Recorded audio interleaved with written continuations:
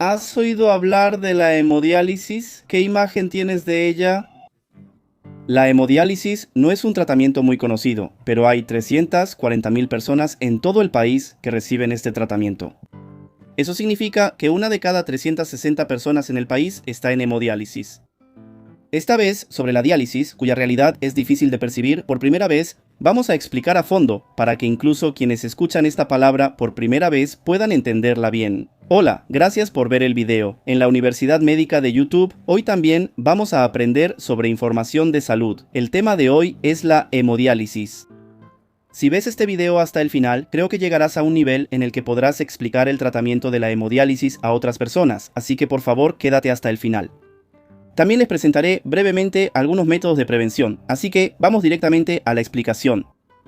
Primero, ¿saben para qué órgano se realiza el tratamiento de hemodiálisis cuando está dañado? La hemodiálisis es un tratamiento que se realiza a las personas con problemas renales. Creo que hay muchas personas que no están muy familiarizadas con el órgano llamado riñón. Voy a dar una explicación sencilla sobre los riñones. Los riñones están ubicados a ambos lados de la zona lumbar. Tienen el tamaño aproximado de un puño y una forma bonita parecida a una haba. Bueno, muchos órganos como el hígado están cubiertos por una membrana llamada peritoneo, pero los riñones no están cubiertos por esa membrana, sino que se encuentran fuera de ella. Como los riñones están ubicados detrás del peritoneo, se les llama órganos retroperitoneales. Los riñones son órganos que filtran la sangre y están formados por una gran cantidad de vasos sanguíneos muy pequeños. La sangre que sale de los riñones pasa por la arteria aorta abdominal, se ramifica y fluye hacia la arteria renal. La sangre que pasa por la arteria renal entra en el riñón, fluye hacia el glomérulo, se filtra y elimina los desechos y el exceso de agua como orina fuera del cuerpo. Y los riñones tienen 5 funciones principales. La primera función es eliminar los desechos y el exceso de agua como orina fuera del cuerpo. Además, los riñones también reabsorben lo que el cuerpo necesita y lo mantienen dentro del organismo. Son realmente un filtro para la sangre. La segunda función es regular la cantidad de agua y los electrolitos en el cuerpo. Los riñones mantienen el equilibrio de iones como el sodio y el potasio, así como la cantidad de agua en el cuerpo. También regulan si la sangre es ácida o alcalina, lo cual es otra función importante de los riñones. Quizá algunos de ustedes ya lo hayan experimentado, pero cuando el pescado o la carne se descomponen, desprenden un olor agrio y penetrante, ¿verdad? En los humanos pasa lo mismo. Cuando la salud empeora, la sangre se vuelve cada vez más ácida. A esto, en términos médicos, se le llama equilibrio ácido-base. Esto se llama pH. El tercer punto es la regulación de la presión arterial. Los riñones secretan una sustancia llamada renina, que controla el equilibrio de sal y agua y regula la presión arterial. El cuarto punto es que ayudan en la producción de sangre. La sangre se produce en la médula ósea. Los riñones secretan una hormona estimulante de la producción de sangre llamada eritropoyetina, que promueve la proliferación de glóbulos rojos en la médula ósea. El quinto punto es que ayudan a formar huesos fuertes. Para formar huesos y dientes se necesita calcio. Los riñones activan la vitamina D obtenida de los alimentos y ayudan a que el calcio se absorba desde el intestino hacia la sangre, fortaleciendo así los huesos. Ahora pueden comprender lo maravillosos e importantes que son los riñones, un órgano al que normalmente no le prestamos mucha atención. Entonces, si los riñones se dañan, ¿qué síntomas aparecerán? ¿Y cómo se lleva a cabo el tratamiento en la práctica real? Primero, explicaré qué sucede cuando la función renal empeora. En resumen, se deja de orinar y el cuerpo empieza a acumular líquidos y desechos. Por supuesto, también disminuye la función renal que expliqué antes. El cuerpo comienza a hincharse, se produce anemia y los huesos se vuelven frágiles, lo que aumenta el riesgo de fracturas. A este tipo de enfermedad, en la que los riñones se deterioran gradualmente, se le llama insuficiencia renal terminal o insuficiencia renal crónica. Lamentablemente, con los tratamientos actuales, el único tratamiento curativo es el trasplante de riñón. Una vez que se padece, hay que vivir con ella toda la vida. Es realmente una enfermedad aterradora. Las personas que padecen insuficiencia renal crónica necesitan someterse a un tratamiento llamado diálisis. Y la diálisis se divide en dos tipos, hemodiálisis y diálisis peritoneal. La hemodiálisis consiste en extraer la sangre del cuerpo y hacerla pasar por un riñón artificial llamado dializador para eliminar las sustancias acumuladas en el cuerpo. Es un tratamiento que elimina los desechos y el exceso de agua del cuerpo. La sangre que ha sido limpiada al pasar por el dializador regresa al cuerpo.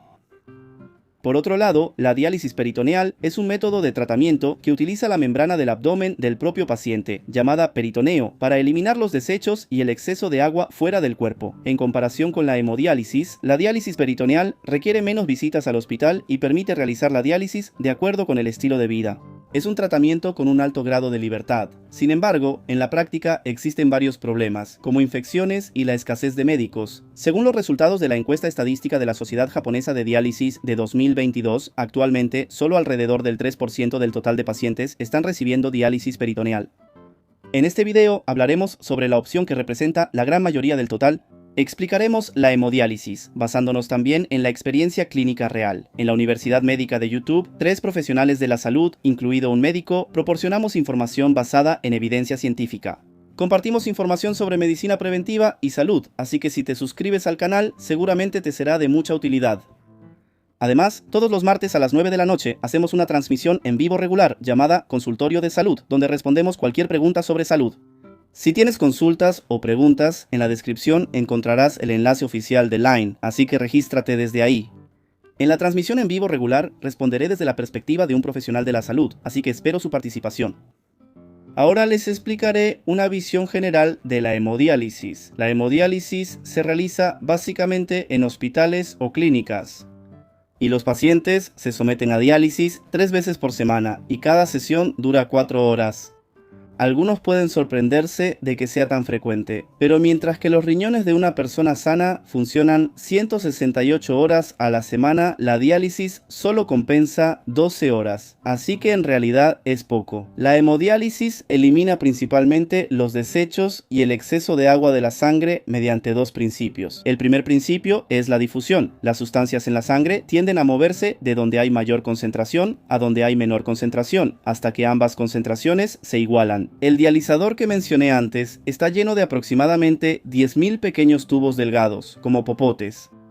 Dentro de esos popotes, hay muchos pequeños orificios tan pequeños que las células sanguíneas no pueden pasar por ellos. Durante la diálisis, por el exterior de los popotes, circula un líquido con baja concentración de las sustancias que queremos eliminar de la sangre, como el potasio y el fósforo. Hacemos circular continuamente un líquido llamado líquido de diálisis, que tiene una concentración baja de esas sustancias. Al hacer circular el líquido de diálisis con baja concentración, los desechos de la sangre se mueven a través de los orificios del popote hacia el líquido de diálisis, lo que permite eliminar estos desechos. El segundo es la ultrafiltración. La ultrafiltración es un mecanismo que permite eliminar el exceso de agua en la sangre aplicando una fuerza que empuja desde el lado de la sangre y una fuerza que jala desde el lado del líquido de diálisis. Las guías recomiendan que el aumento de peso sea de preferencia menor al 6%. Es decir, si el aumento es del 6%, en una persona que pesa 60 kilos, se tendrían que eliminar 3.6 kilos de agua en 4 horas. Ahora, a continuación, les explicaré el proceso real del tratamiento de hemodiálisis. Primero, el paciente se pesa antes y después del tratamiento de hemodiálisis.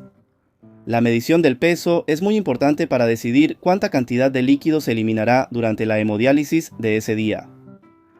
Cada paciente tiene lo que se llama un peso seco. A cada persona se le establece un peso ideal. El peso seco se determina considerando varios factores como radiografías, análisis de sangre, presión arterial e hinchazón. Se determina en función de los resultados de los exámenes y los síntomas. Si el peso seco se establece de manera demasiado estricta, la presión arterial puede bajar o pueden presentarse calambres musculares. Por el contrario, si el peso seco se establece de manera demasiado laxa, el cuerpo retiene demasiado líquido. Esto provoca una condición en la que el corazón se ve sobrecargado. Es necesario ajustar el peso seco según sea necesario, por lo que se deben realizar radiografías y análisis de sangre de manera regular. Me desvié un poco del tema, pero después de terminar de medir el peso, el paciente se traslada a la cama y se prepara para el tratamiento de diálisis. Primero, antes del tratamiento, se miden la presión arterial y el pulso, y se realiza una entrevista médica. Dependiendo de los síntomas, a veces es necesario cambiar las condiciones del tratamiento, así que si hay algún cambio, es importante informarlo al personal. Ahora sí, vamos a comenzar con el tratamiento de diálisis. Para realizar la diálisis, el paciente tiene una fístula en el brazo. Una fístula es una conexión creada mediante cirugía entre una arteria y una vena del brazo. Al hacer que la sangre que fluye por la arteria pase a la vena conectada, se crea un acceso para realizar la diálisis. Sin embargo, hay personas que, debido a problemas en los vasos sanguíneos o en el corazón, no se les puede hacer una fístula. Para esas personas, se inserta un catéter en el cuello o en la pierna y se realiza la diálisis a través de ese catéter. En la fístula se insertan dos agujas, una para extraer la sangre, llamada lado de extracción, y otra para devolver la sangre, llamada lado de retorno. Una vez que se han insertado las dos agujas en la fístula, se conecta el circuito sanguíneo a las agujas y se empieza a hacer circular la sangre lentamente. De antemano, para cada paciente se determina la duración de la diálisis y el tamaño del dializador. Ya que también se determina la velocidad a la que se hace circular la sangre, se configuran las condiciones del tratamiento y así comienza la terapia de diálisis. Durante la diálisis, aunque se realizan mediciones y revisiones periódicas de la presión arterial, la mayoría de las personas pasan el tiempo viendo televisión, leyendo libros o periódicos o durmiendo. Cuando termina el tiempo de diálisis y se ha eliminado la cantidad de líquido establecida, finaliza la sesión de diálisis. ¿Recuerdan el papel de los riñones que les expliqué al principio? En este tratamiento, las funciones que se pueden reemplazar del riñón son la eliminación de desechos y líquidos y el ajuste de los electrolitos. Eso significa que la eritropoyetina y la activación de la vitamina D no se pueden suplir con la hemodiálisis. Por eso, estas dos funciones que no se cumplen en los pacientes se suplementan con medicamentos al momento de devolver la sangre. La sangre se devuelve al cuerpo diluyéndola con una solución salina llamada solución salina fisiológica, que tiene una presión osmótica similar a la de la sangre. Una vez que se ha devuelto toda la sangre y si la presión arterial y el estado general son estables, se pesa al paciente después de la diálisis y así concluye el tratamiento sin problemas. Hasta aquí, este es el proceso completo de una sesión de hemodiálisis. ¿Pudieron hacerse una idea de cómo es la diálisis? Como este tratamiento debe realizarse 3 veces por semana, el tiempo que toma es largo y considerando que en cada sesión se hacen 2 punciones, creo que pueden entender lo pesado que es para los pacientes. Entonces, ¿existen métodos de prevención para no llegar a tener insuficiencia renal crónica? Primero, veamos la encuesta estadística realizada por la Sociedad Japonesa de Diálisis en 2022. La enfermedad de base más frecuente entre los pacientes en diálisis crónica en 2022 fue la nefropatía diabética con un 39.5%, es decir, la mayoría de las personas con insuficiencia renal crónica desarrollaron enfermedad renal secundaria después de padecer diabetes y luego pasaron a la diálisis. En esta ocasión, me gustaría explicar los métodos de prevención de la enfermedad renal secundaria basándome en las guías clínicas. El primer punto es el control de la presión arterial. Diversos estudios observacionales han demostrado que la hipertensión es un factor de riesgo para la insuficiencia renal crónica, por lo que controlar la presión arterial es muy importante para prevenir la insuficiencia renal crónica. Si se mantiene la hipertensión durante mucho tiempo, los vasos sanguíneos de los riñones se endurecen cada vez más y la función renal empeora. Al utilizar adecuadamente la presión arterial medida en casa, se puede diagnosticar la hipertensión de manera precisa. La presión arterial en casa debe medirse 2 veces, una por la mañana después de despertarse y otra por la noche antes de acostarse, estando sentado. Asegúrate de registrar todos los valores de presión arterial que midas en un libreta de presión arterial o algo similar. Para obtener información detallada sobre la hipertensión, el Dr. Mandarin lo explica en detalle. Si aún no lo has visto, por favor, revisa ese material. Primero, comencemos por conocer nuestro propio cuerpo. El segundo punto es hacer ejercicio moderado. En los últimos años, el término rehabilitación renal ha llamado la atención. Hay varios informes que indican que el ejercicio mejora la función renal en personas con insuficiencia renal crónica en etapa conservadora. Además, en algunas instalaciones se realiza ejercicio durante el tratamiento de diálisis. Aunque todavía hay aspectos que no se han esclarecido, se ha descubierto que el ejercicio es bueno para los riñones. Entonces, ¿cuánto ejercicio deberíamos hacer realmente? Las guías de rehabilitación renal recomiendan realizar ejercicio aeróbico de 3 a 5 días a la semana. Se recomienda caminar, andar en bicicleta o nadar de 20 a 60 minutos. El entrenamiento de fuerza debe hacerse de 2 a 3 días a la semana.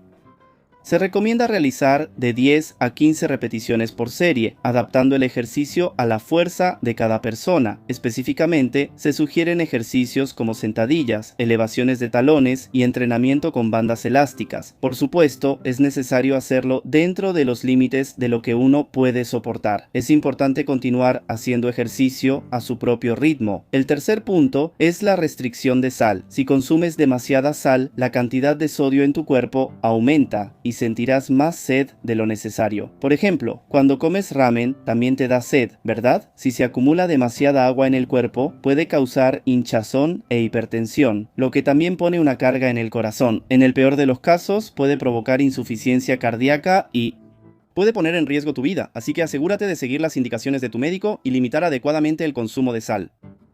Se recomienda que la ingesta de sal sea de menos de 6 gramos al día. Lo primero es conocer la cantidad de sal que contienen los condimentos y los alimentos. Y en lugar de reducir la cantidad de sal de golpe, es importante acostumbrarse gradualmente a sabores menos salados y hacer de esto un hábito. Además, puedes limitar la sal sumergiendo los alimentos en salsa o soya en lugar de verterlas directamente y evitando en lo posible los alimentos procesados o instantáneos. Por favor, cuéntenme en los comentarios qué trucos usan ustedes para limitar el consumo de sal.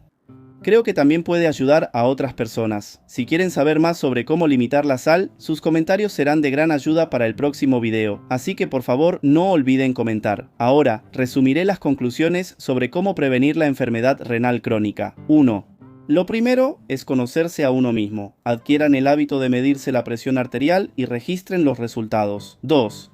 Hagan ejercicio sin excederse. Si ponen la meta demasiado alta desde el principio, será difícil continuar, así que empiecen poco a poco. Lo importante es la constancia. 3. Restringir el consumo de sal. Mantengan la ingesta de sal por debajo de 6 gramos al día, comprendan la cantidad de sal en los condimentos y acostúmbrense poco a poco a los sabores menos salados. Por favor, asegúrense de recordar estos 3 puntos antes de irse hoy.